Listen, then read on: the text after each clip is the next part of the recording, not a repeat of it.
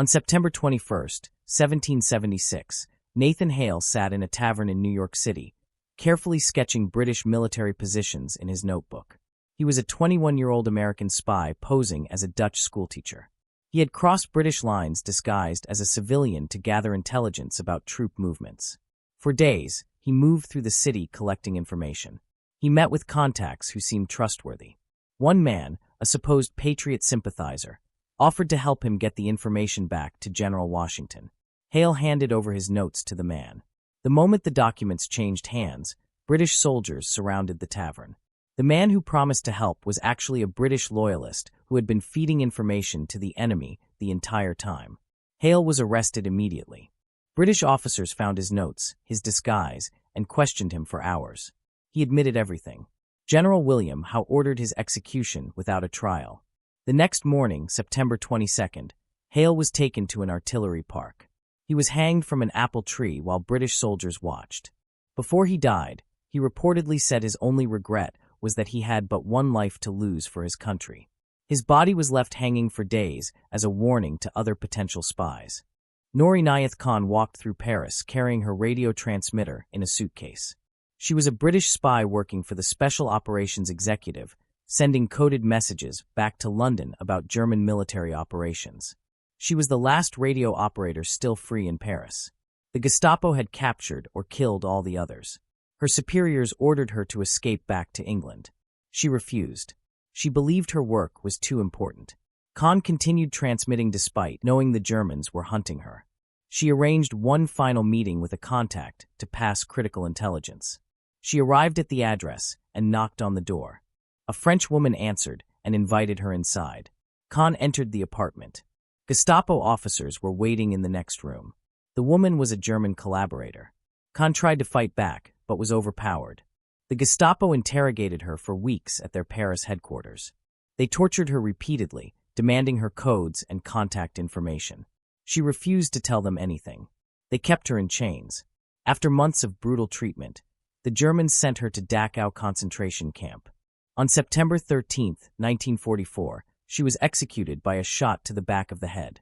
Her last word was liberté. She never revealed a single secret. Reilly had been operating in Soviet Russia for months in 1925, meeting with anti-Bolshevik groups and gathering intelligence for British intelligence. He believed he was working with an underground resistance organization called the Trust. They promised to help overthrow the Soviet government. Reilly crossed the Finnish border into Russia on September 25th to meet with Trust leaders. The meetings went well. They discussed plans and strategies. Everything seemed legitimate. But over the following days, Reilly noticed small inconsistencies.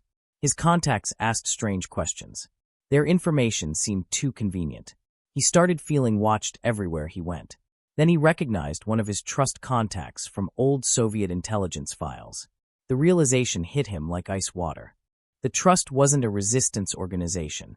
It was a Soviet intelligence operation designed to identify and capture Western spies. Every meeting had been a trap. Every contact was working for the OGPU, the Soviet secret police. Reilly tried to escape, but it was too late. OGPU agents arrested him in a forest near Moscow on September 28th.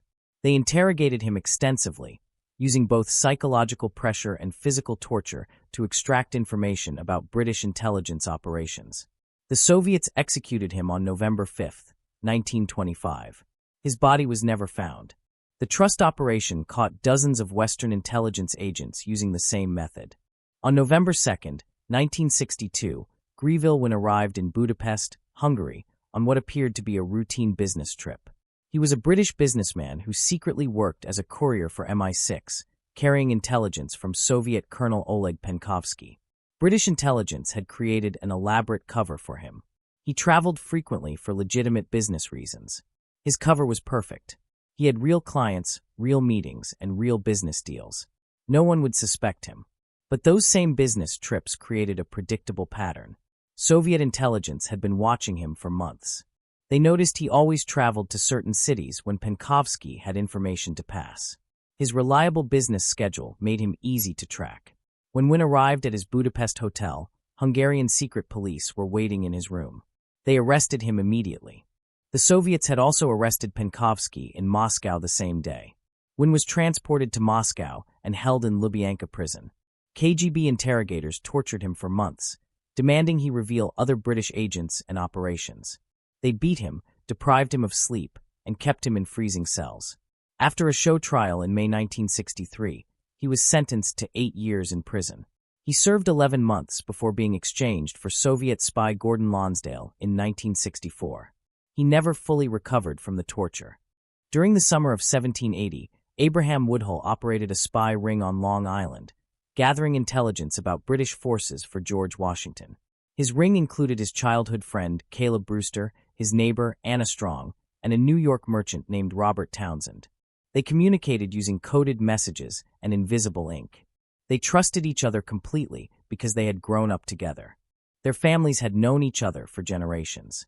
Then in August 1780, British forces arrested a courier named John Anderson near Tarrytown. They searched him and found papers detailing American defenses at West Point. Anderson was actually Benedict Arnold's contact, and the papers exposed Arnold's plan to surrender West Point to the British. The investigation expanded rapidly. British intelligence started investigating everyone connected to intelligence gathering in the region. They arrested dozens of suspected spies. 2 members of the Culper Ring were captured and questioned. Under torture, one of them revealed a meeting location. British soldiers raided the site, but the main members escaped just hours before. The ring went silent for months, terrified of being exposed. Several of their trusted contacts turned out to be British informants. The network of families that had protected them became a web of suspicion.